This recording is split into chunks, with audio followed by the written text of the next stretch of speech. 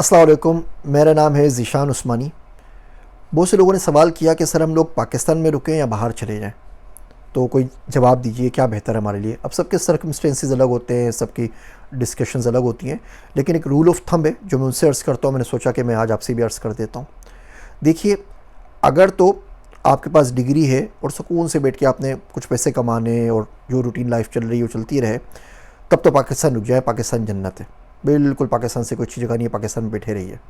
लेकिन अगर आपने खुदा ना खास्ता दिमाग का इस्तेमाल करना है तो फिर पाकिस्तान आपके लिए जगह नहीं है, फिर आपको बाहर निकलना पड़ेगा। जहाँ आपने दिमाग का इस्तेमाल करना शुरू किया, ये मुल्क आपके पास हाथ पाँव धो के ना गुसल करके पीछे पड़ जाएगा आपके, और आपको छोड़ेगा नहीं। हमारे पास बहुत सारे बच्चे होते हैं, पढ़े लिखे बच्चे, वापस जाते हैं मुल्क में जॉब करते हैं, फिर उनको बहुत सारी चीज़ें गलत नज़र आती हैं, बोलते हैं ये भी गलत है, ये भी गलत है, ये भी गलत है, ये भी गलत है, और सिस्टम उनका बेड़ा गर्क कर देता है। हर वीडियो क्रिएट को बेचारे को ये फ़िक्र होती है कि मेरा ट्रांसफ़र ना हो जाए, किस तरह मैं एक्सटेंशन ले लूँ, किस तरीके से मैं आगे से आगे चल सकूँ, अच्छी अच्छी पोस्टों पर लग सकूँ। हर पुलिस वाले को ये टेंशन होती है। मिनिस्टर्स को नहीं पता होता कब मेरा काम ख़त्म हो जाए, कब काम मुझसे ले लिया जाए, कब पोर्टफोलियो मुझसे वापस लिया जाए। एक दोस्त है, उन्होंने यहाँ से अच्छी बड़ी डिग्री की फार्माकोलॉजी के अंदर, किसी के अंदर, वापस पाकिस्तान गए, लैब्स वगैरह जो पाकिस्तान के अंदर है। जब पाकिस्तान में जाके एक हॉस्पिटल ज्वाइन किया, बड़ा हॉस्पिटल, तो उनको पता लगा कि वो जो उनके इंस्ट्रूमेंट्स और डिवाइसेस हैं उसकी कैलिब्रेशन नहीं करते, तो उसके बगैर ज़ाहिर बात है वो जो आपके रिज़ल्ट्स आते हैं यूरिन सैंपल के, ब्लड टेस्ट वगैरह के, वो ठीक नहीं आते। तो जब उनसे बात की, उन्होंने बोला कि इस पर तो अच्छा खासा खर्चा है, 50-60 हज़ार डॉलर का, ऐसे ही जाने दीजिए। उन्होंने उसको छोड़ के दूसरे हॉस्पिटल में जॉब कर ली, दूसरी लैब के अंदर जॉब कर ली। वहाँ पता चला कि लोगों के सैंपल्स ही गुम हो जाते हैं, यानी कि आपने ब्लड का अपना टेस्ट दिया है, उसकी रिपोर्ट आनी है, जब तक वो टेस्ट की जगह तक पहुँचता है वो सैंपल गुम हो चुका है। अब वो दुनिया का कोई भी सैंपल मिलके किसी और का खून लगा के आपकी रिपोर्ट बना के दे देंगे।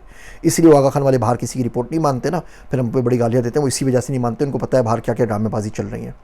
अब जब उन्होंने अकल का दिमाग लड़ाना शुरू किया, बोला ये काम यूँ कर ले, ये काम यूँ कर ले, ये काम यूँ कर ले, तो उनको नौकरी से चलता किया।